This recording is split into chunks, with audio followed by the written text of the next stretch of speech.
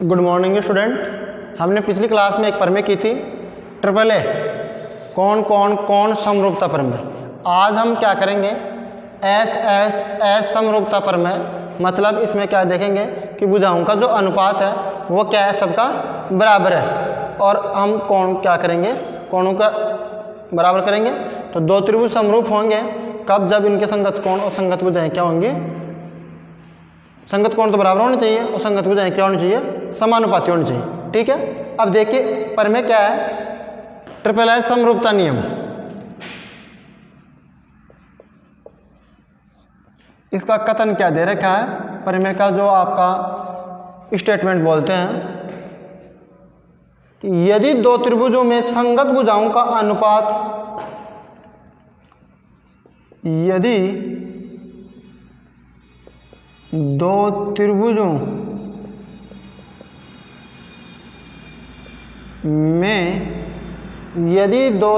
में संगत भुजाओं का अनुपात, दो त्रिभुजों में संगत भुजाओं का अनुपात, दो त्रिभुज में संगत भुजाओं का अनुपात बराबर हो तो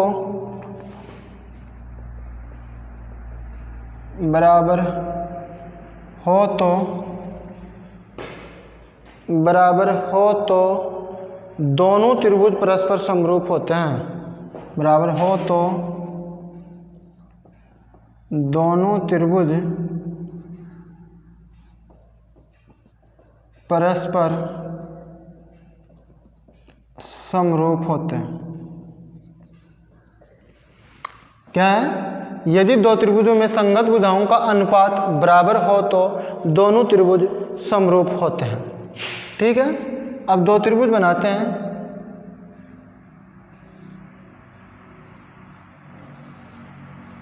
ए बी सी और दूसरा त्रिभुज है आपका थोड़ा इसी जैसा रूप का डी ई एफ। दो त्रिभुज है, एक त्रिभुज ए बी सी है, दूसरा त्रिभुज डी ई एफ है। क्या दिया गया है, सबसे पहले गिवन दैट, प्रूफ में क्या करेंगे, उत्पत्ति में सबसे पहले दिया गया है गिवन दैट त्रिभुज ए बी सी और डी ई एफ में, त्रिभुज ए बी सी एवं त्रिभुज डी ई एफ में भुजाओं का अनुपात क्या दिया गया है, बराबर है। तो ए बी बटावा डी ई, बी सी बटावा ई एफ और ए सी बटावा डी एफ। ये क्या है, आपको दिया गया है। प्रूव क्या करना है, प्रूव दैट त्रिभुज ए बी सी किसके समरूप है, त्रिभुज डी ई एफ के। ए बी सी किसके समरूप है, त्रिभुज डी ई एफ के समरूप है। रचना में क्या करना है आपको, डी ई एफ में, रचना में करना त्रिभुज डी ई एफ में डी ई बराबर, डी ई बुझा ना, डी ई एफ में डी पी बराबर ए बी, डी पी बराबर ए बी तथा डी क्यू बराबर ए सी। यहाँ पर कोई पी बिंदु लिया और यहाँ पर क्यू, पी क्यू को मिला दिया तो डी पी है उतनी ए बी है और डी क्यू है उतनी क्या है, ए सी। ठीक है, डी क्यू के बराबर ए सी कर ली। अब आपको प्रूफ उपपत्ति में लिखोगे, दिया गया है, प्रूव करना है, रचना सबको हम कर लिया। इसके बाद में क्या करना है, अब जो आपका ये दिया गया है, अनुपात दिया गया है A B upon D E बराबर B C upon E F, A C upon D F. समीकरण 1 दे दिया, यह आपको गिवन। अब रचना में मैंने ए बी की जगह क्या रखना है, डी पी रखना है। रचना में ए बी की जगह तो क्या रखना है, D P upon D E बराबर D Q upon D F. D P upon D E equal to D Q upon D F आ गया। ये किससे आया है? रचना से। अब देखो D P upon D E और D Q upon D F आधारभूत आनुपातिक प्रमेय का जो विलोम है, ठीक है ना, विशेष प्रमेय है ये कि आप उल्टा करके एक जोड़ते हैं और फिर उसको सीधा करते हैं, उस तरह से आपको क्या मिलेगा, ये पूरी भुजा मिलेगी डी ई और ये डी एफ। तो इसको आधारभूत आनुपातिक प्रमेय के विलोम से लिख देता हूँ। आधारभूत आनुपातिक प्रमेय के विलोम से पी क्यू समांतर क्या आ गई? ई एफ। पी क्यू समांतर ई एफ आ गई, तब आपका क्या होगा?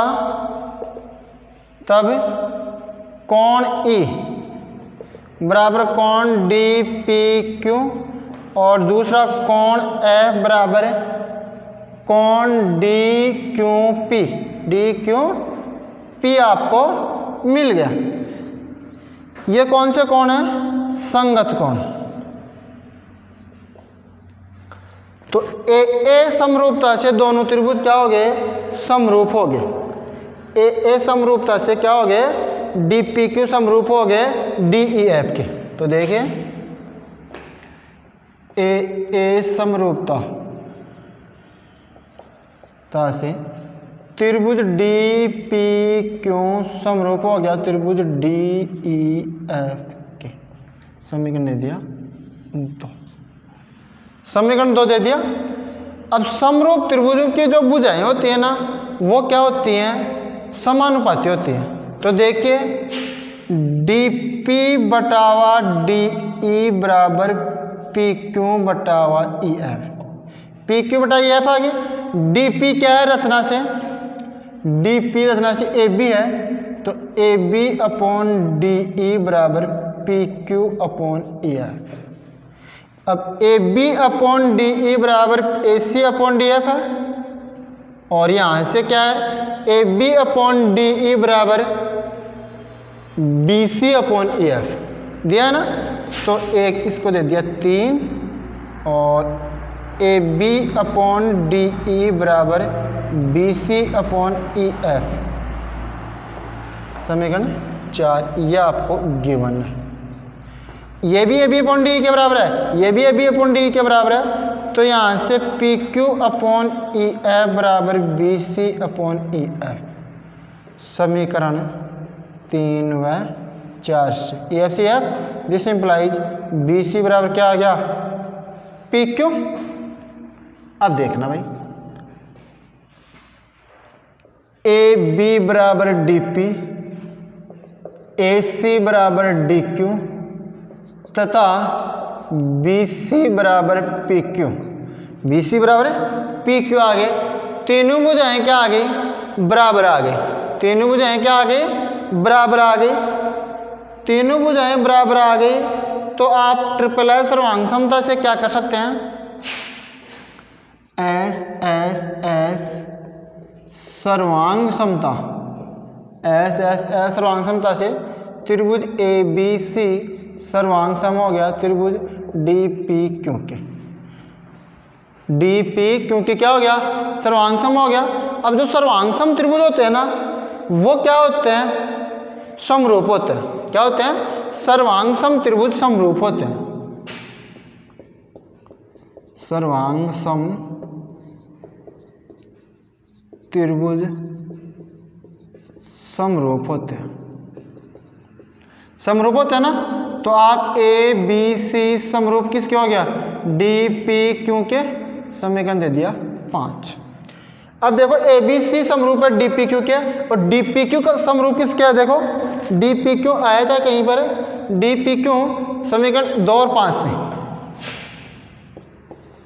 समीकरण 2 व 5 से देखिए D P Q D E F के समरूप है और ए बी सी किसके समरूप है? डी पी क्यू के। तो देखिए समीकरण 2 और 5 से ए बी सी किसके समरूप हो जाएगा? त्रिभुज डी ई एफ। 2 और 5 से क्या हो जाएगा? देखो डी पी क्यू समरूप है डी ई एफ के और ए बी सी समरूप है डी पी क्यू के, तो वहां से क्या आ जाएगा? ए बी सी समरूप डी ई एफ आ जाएगा। ठीक है, यही आपको सिद्ध करना ताकि दोनों त्रिभुज क्या है? समरूप है। ठीक है, अब देखिए आप इसको दोबारा क्या है, यदि दो त्रिभुजों में संगत भुजाओं का अनुपात बराबर हो, तो दो त्रिभुज है एबीसी और डीबी, तो दोनों त्रिभुजों की संगत भुजाएं क्या आ गई? समानुपात दे रखा हो, तो दोनों त्रिभुज परस्पर क्या होते हैं? समरूप होते हैं। सबसे पहले हम त्रिभुज एबीसी और डीईएफ बनाया। क्या बनाया? त्रिभुज एबीसी और डीईएफ।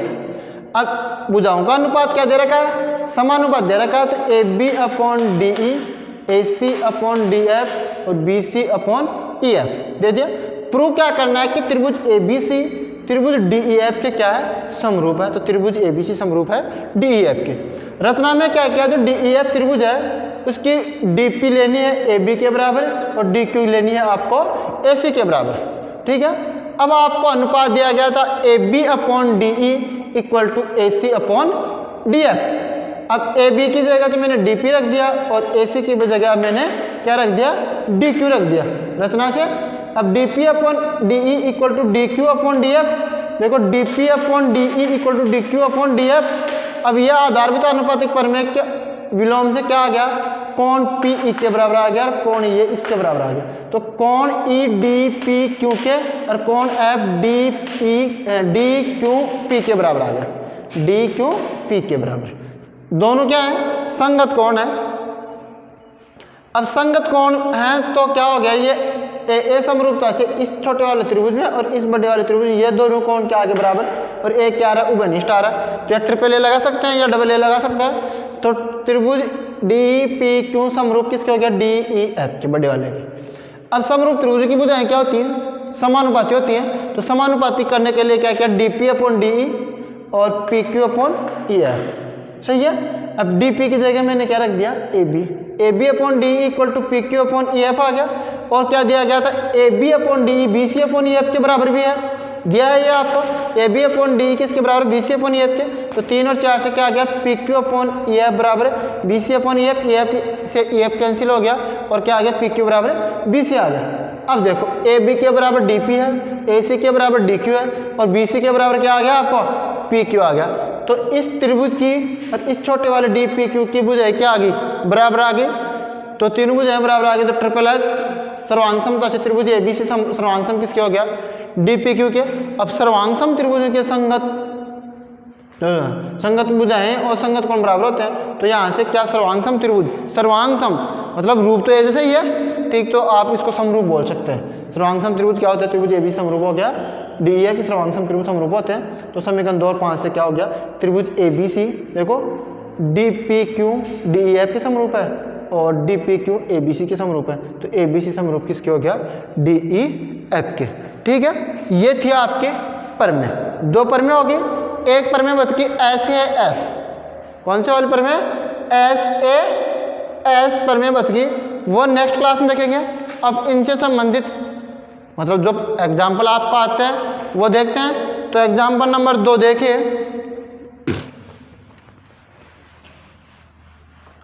ताकि आपको डेली के एक प्रमेय करो तो आप उनको सिद्ध कर सको आसानी से, कंफ्यूज ना हो। तो डबल ए प्रमेय होगी और ट्रिपल ए और ट्रिपल एस।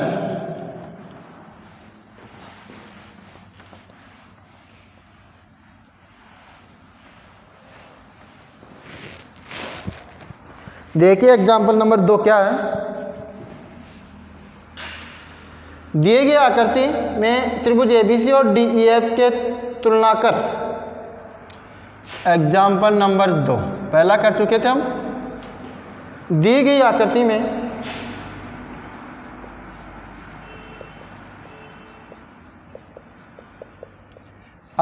में त्रिभुज एबीसी व त्रिभुज एबीसी व त्रिभुज डीईएफ त्रिभुज एबीसी व डीईएफ की तुलना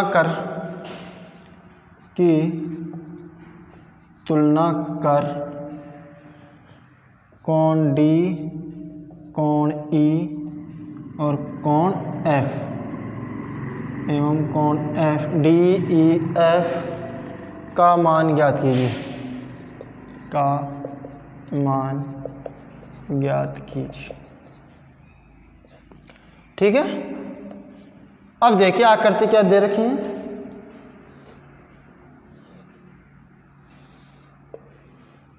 ए बी सी, ए बी सी, कोण बी दे रखा है 60 डिग्री,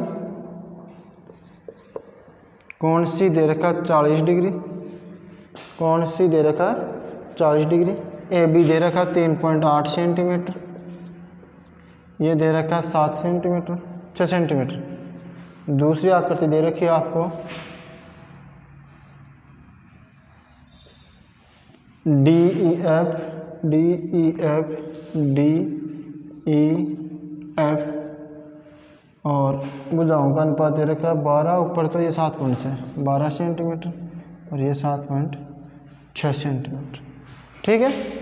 अब देखिए त्रिभुज ए बी सी एवं डी ई एफ में, त्रिभुज ए बी सी एवं त्रिभुज डी ई एफ में जो भुजाओं का अनुपात है A B upon D F, A B upon D F मतलब 3.8 बटे डी एफ 7.6, तो कितना आ गया 1/2। अब क्या जाएगा बी सी के नीचे, बी सी के नीचे आएगा एफ ई, बी सी के नीचे एफ ई, बी सी कितनी है 6 और एफ ई कितनी है 12, तो 1/2। ठीक है। और वो सी ए बी बी सी और सी ए वो भी है सी ए अपॉन ई डी भी क्या जाएगा 1/2 आ जाएगा। अब देखिए कोण ए किसके बराबर होगा, कोण ए डी के बराबर होगा, कोण ए डी के बराबर, कोण डी के बराबर, कोण बी है ना वो किसके बराबर होगा एफ के बराबर होगा, कोण बी कोण एफ के बराबर होगा और कोण सी है ना वो ई के बराबर होगा। तो कोण बी आपका कितना है 60 डिग्री है, तो एफ बी क्या आएगा 60 डिग्री और सी कितना है आपका सी 40 डिग्री है, तो ई बी कितना आएगा 40 डिग्री। कोण एफ कोण ई क्या आ गया 40 और 60, सी ई के बराबर आ गया 40 डिग्री और एफ 60 डिग्री के बराबर आ गया। अब जो दूसरा कोण है आपका डी ए के बराबर आना चाहिए, तो 40 + 60 100, तो ये कितना आना चाहिए 80, तो कोण ए बराबर कोण डी बराबर कितना आ जाएगा 80, कोण ए बराबर कोण डी बराबर कितना आ जाएगा 80 आ जाएगा। ठीक है। तो क्या दे रखे थे भुजाओं का अनुपात निकाल लिया और कोण दे रखे थे, उन दोनों त्रिभुजों को समरूप करके क्या निकाल लिया। तो कौन कौन से त्रिभुज समरूप हो गए, ए बी सी समरूप हो गया डी ई एफ के, किसके समरूप हो गया ए बी सी समरूप हो गया किसके त्रिभुज डी ई एफ के। A B C D F E, B कोण एफ के बराबर है ना, तो यह आएगा डी ई एफ नहीं D F E, D F ई।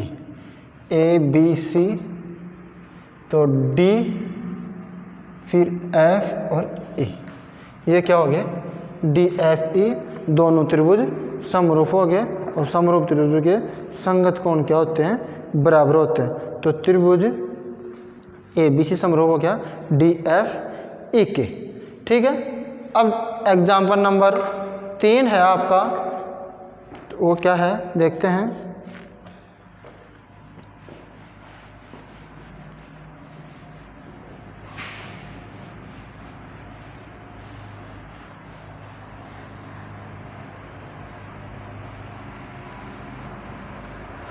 एग्जाम्पल नंबर 3,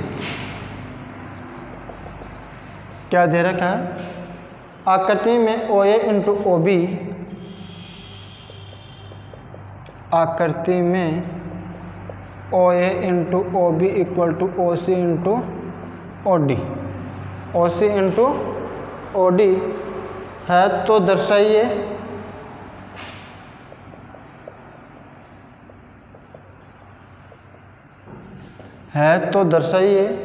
कौन ए बराबर कौन सी, कौन ए बराबर कौन सी तथा कौन बी बराबर कौन डी, कौन बी बराबर कौन डी। अब आकृति दे रखी है, देख लीजिए।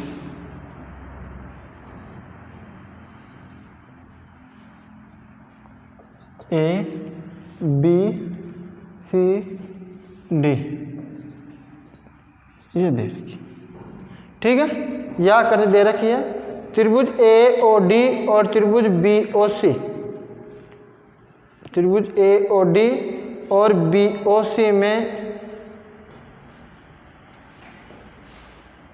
सॉल्यूशन में क्या करोगे, त्रिभुज ए ओ डी एवं त्रिभुज बी ओ सी में क्या दे रखा है, O A dot O B equal to O C dot O D. तो ओ ए अपॉन क्या लिख सकता हूँ मैं, O A upon O D, O A upon O D equal to O B upon ये O C upon O B, O A upon O D, O A upon O D equal to O C upon O B लिख लिया। और कौन कौन सा आ गया, ए O D, कौन ए O D बराबर कौन ए ओ डी बराबर कौन बी ओ सी, सी ओ बी। तो दो तो भुजाओं का अनुपात क्या आ गया, बराबर आ गया, और एक कोण बराबर आ गया, ठीक है ना। तो समरूपता त्रिभुजों के संगत कोण क्या होते हैं, समरूप त्रिभुजों के दोनों त्रिभुज क्या कर देंगे, इनको समरूप कर देंगे। तो क्या आ गया, त्रिभुज ए ओ डी समरूप किसके हो गया, एस ए एस समरूपता जो पर में बच रही है ना आपकी, उससे देखो दो तो भुजाएं यहाँ के समानुपाती और एक कोण बराबर आ गया। यह कोण कौन सा, शीर्षाभिमुख कोण, शीर्षाभिमुख कोण है, बराबर हो गया। तो त्रिभुज ए ओ डी समरूप किसको हो गया, सी ओ बी के। अब समरूप त्रिभुजों के संगत कोण क्या होते हैं, समरूप त्रिभुजों के संगत कोण बराबर होते हैं। समरूप त्रिभुज के संगत कोण क्या होते हैं, बराबर होते हैं। तो कोण ए किसके बराबर आ गया, सी के बराबर आ गया, तथा कोण बी है ना वो किसके बराबर आ गया, डी के बराबर आ गया। तो इति सिद्धम, इति सिद्धम, ठीक है। तो क्या क्या कर लिया हमने, जो दिया गया था O A into O B, O A into O B into equal to O C into O D. तो ये ओ ए के नीचे तो ओ डी को ले आया, ओ सी के नीचे ओ बी को ले आया, दो भुजाएं समानुपाती आ गई। एक कोण देखो ए ओ डी और दूसरा कोण कौन सा है, सी ओ बी, शीर्षाभिमुख कोण हो गए। तो ऐसे समरूपता से क्या हो गया, दोनों त्रिभुज समरूप हो गए। और समरूप त्रिभुज के संगत कोण क्या होते हैं, बराबर होते हैं। तो बराबर होते ही क्या हो गया, ये सिद्ध करना था कौन ए बराबर कौन सी, आपको सिद्ध करना था, तो आपका ये हो गया, ठीक है। अब देखिए आप नेक्स्ट एग्जाम्पल क्या दे रखा है एग्जाम्पल में, एग्जाम्पल नंबर 4।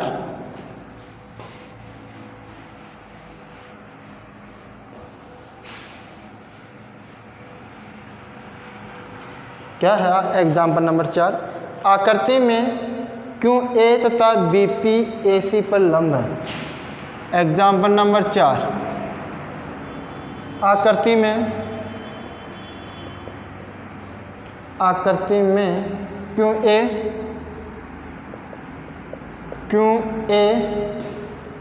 तथा पी बी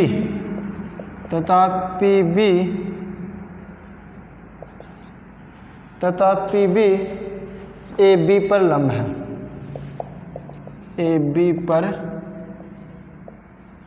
लंब है। समझ में आ गया? ए बी पर लंब है। ए बी 16 सेंटीमीटर है, ए बी 16 सेंटीमीटर। और क्या दिया गया आपको? ओ क्यू 5√3,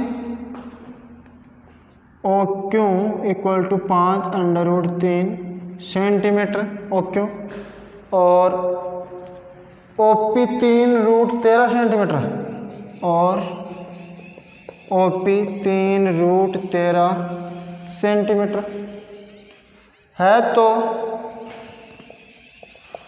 तो ओ ए तथा ओ बी, ओ ए तथा ओ बी के मान ज्ञात कीजिए। ओ ए तथा ओ बी के मान ज्ञात कीजिए।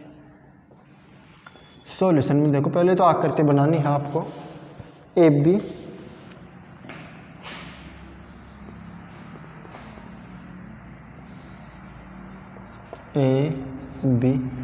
एक तो पी बिंदु यहाँ पर, एक क्यों यहाँ पर, और इसको मिलाना, ये हो गया ओपी। क्या दे रखा है? एक क्यों तथा पी बी, एक क्यों तथा पी बी लंबवत हैं ए बी पर। तो ए बी कितनी दे रखी है? टोटल 16। और ओ क्यों ये कितनी दे रखी है? 5√3। और ओ पी कितनी दे रखी है? O P 3√13। तो ओ ए और ओ बी का मान आपको ज्ञात करना है। तो दोनों त्रिभुजों को क्या करना है? देखिए, त्रिभुज ए ओ क्यू और बी ओ पी में, त्रिभुज ए ओ क्यू और त्रिभुज बी ओ पी में कोण ए ओ क्यू बराबर कोण ए ओ क्यू बराबर कोण बी ओ पी शीर्षाभिमुख कोण। और दूसरा कोण दे दिया आपका, एक तो शीर्षाभिमुख कोण आ गया ए ओ क्यू, ये तो कर ही लेना, ए ओ क्यू बराबर बी ओ पी। अब कोण दूसरा ले लिया आपका, कोण ओ ए क्यू बराबर कोण ओ बी पी प्रत्येक 90, यह कोण 90 डिग्री आ गया। तो ए समरूपता से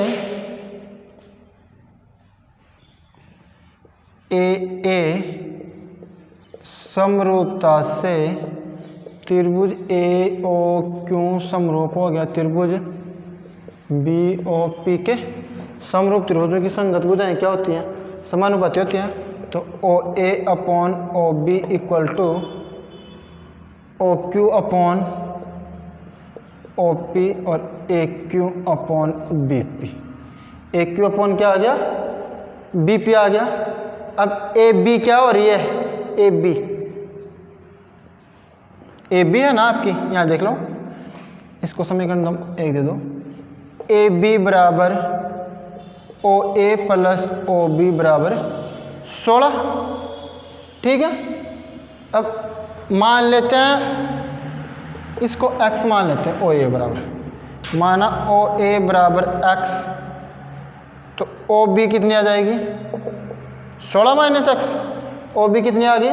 16 माइनस एक्स आ गई। अब क्या करना आपको? किसका मान निकालना है? एक्स का मान निकालना है। तो ओ ए एक्स का मान आता है तो ओ ए आ जाएगी, और 16 में से एक्स को घटा देंगे तो आ जाएगी ओ बी। तो ओ ए का मान तो एक्स, समीकरण एक में मान रखेंगे, समीकरण 1 से O A upon O B equal to A Q O Q upon O P, O Q upon O P. O A कितना है? एक्स, ओ बी कितना है? 16 माइनस एक्स, ओ क्यू दे रखा है, ओ क्यू 5√3, और ये कितना दे रहा है? 3√13, 3√13 दे रखा है, 5√3 नहीं है, 5√13। इसको सही कर लेना, 5√13 है और ये 3√13, ये कैंसिल हो गया। तो x अपॉन 16 माइनस एक्स बराबर 5 उठावा 3 वज्र गुणा करने पर, वज्र गुणा करने पर तो वज्र गुणा करेंगे तो कितना आ जाएगा 3x बराबर 5 इंटू 16 माइनस एक्स, 3x बराबर 16 5 80 माइनस 5x, पक्षांतरण करने पर 3x प्लस 5x बराबर 80 तो 8x हो गया, 5 3 8x बराबर 80 तो x बराबर कितना आ गया 10, x बराबर 10 मतलब OA बराबर 10 आ गया तो OB कितना आ जाएगा 16 माइनस 10 6। तो OA तो कितनी आ गई आपकी 10 सेंटीमीटर और OB कितनी आ गई 6 सेंटीमीटर आ गई। ठीक है, तो ये प्रश्न हो गया आपके एग्जाम्पल नंबर 4। दोबारा देखिए कि आकृति में क्या क्या दे रखा है कि OQ तथा PB AB पर लंब है और AQ तथा PB AB पर लंब है। AB कितनी दे रखी है, टोटल 16 दे रखी है और OQ कितनी दे रखी है, OQ 5√13, ये 5√13 दे रखी है और ये कितनी दे रखी है OP 3√13। तो त्रिभुज AOQ और BOP में एक कोण शीर्षक 190, ए समरूपता से दोनों त्रिभुज समरूप हो गए, समरूप त्रिभुज की भुजाएं क्या होगी समानुपाती। तो इन दोनों के समानुपाती दे रखा है ये, तो समीकरण 1 से ये ले लिया। अब देखो AB को मैंने OA प्लस OB इसको x मान लिया, माना A बराबर x, ये 16 माइनस x हो गई। ठीक है, इस अनुपात में रख दिया, √13 से √13 कट गया, वज्र गुणा कर दिया, x का मान आ गया और ये OB का मान आ गया। ठीक है, नेक्स्ट प्रश्न करेंगे अगली क्लास में। आप क्या करें, प्रमेय का स्टेटमेंट देखें, उसको प्रूव करें और उनसे संबंधित प्रश्न करने की कोशिश करें। नेक्स्ट प्रश्न करेंगे। Thank you.